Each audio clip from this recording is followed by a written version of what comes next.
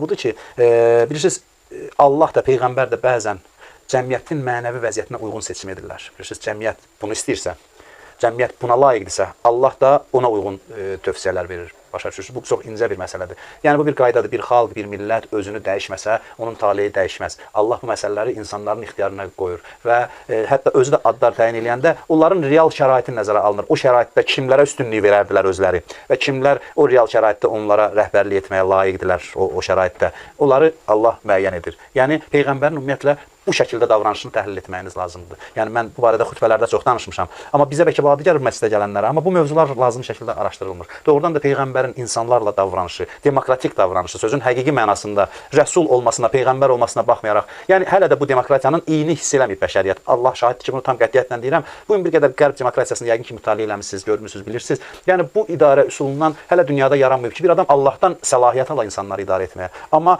hər şeyi insanların ixtiyarına qoya, onların nazı ilə oynaya, onların seçiminə hörmət edə hərəkət edə. Peyğəmbər belə idi. Hətta görəndə onlar bədbəxtliyə tərəf gedirlər. Peyğəmbər onun da qarşısını almırdı. Bu şəkildə yox ki, biganə idi, hara gedirlər, getsinlər. Yanırdı, ürək yandırırdı, çalışırdı. Amma hansısa bir dolayı vasitələrlə, zorla onları düz yola da belə yönəltmirdi Peyğəmbər. Peyğəmbər onların seçiminə hörmət edir deyən bərəm. Səhv seçimə hörmət etməzlər. Anlayışla qəbul edirdi. Başa düşürdü ki, bunlar belə seçim edirlər, özü yanırdı, anlayırdı. Məsələn, kağız qələm gətirin sizə bir vəsiyyət yazım, razı olmurlar. Bilir, nə böyük faciədir, amma təkid etmir və hansısa yollarla öz iradəsini onlara qəbul etdirmir. Yəni, Peyğəmbər bu şəkildə davranır və bugün bu idarə üsulları və də Peyğəmbərin şəxsiyyətində bu cəhət xüsusi araşdırılmalıdır. Kifayət qədər tarixdən nümunələr gətirmək olar. Qüdrəti çata-çata, qüdrətindən istifadə etməyib insanların seçiminə məsələlər buraxmaq. Bu, dünyada indi müəyyən sistemlər formalaşdırıblar, qərbdə, görüntüsü də yaxşıdır. Amma yenə deyirəm, xahiş edirəm ki, siz buradakılar ziyalı, burada oturanlar ziyalı insanlardır əksərən. Biraz dərindən mütaliə edin bu sistemin mahiyyətini.